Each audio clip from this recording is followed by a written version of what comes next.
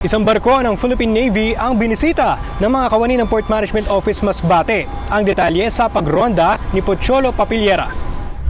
Lunes, February 24 nang magkaroon ng pagkakataon ang 37 ng mga empleyado at on-the-job trainees ng Port Management Office Masbate na makasampa sa BRP Apolinario Mabini ng Philippine Navy.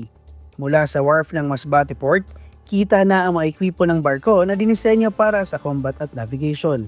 Pagsampa sa mismong barko, mas tanaw na ang mga navigation at weapon system na in-upgrade noong 2019. Habang nasa loob ng BRP Apolinario Mabini, naturuan ang mga kawani ng PMO patungkol sa mga tungkulin ng Philippine Navy sa pagpapanatili ng seguridad sa mga karagatan na sakop ng bansa. Nagkaroon din sila ng pagkakataon na masilayan ang ibang mga pasilidad sa barko. Pagkatapos ng tour na imbitahan din ng mga empleyado ng PMO na makilahok sa isang fellowship activity ng Philippine Navy.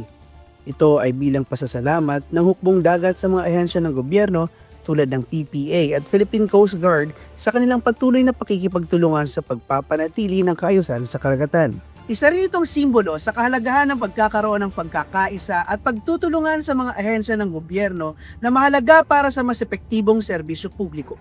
Mula sa PMO Masbate, ako si Pocholo Papiliera para sa PPA TV.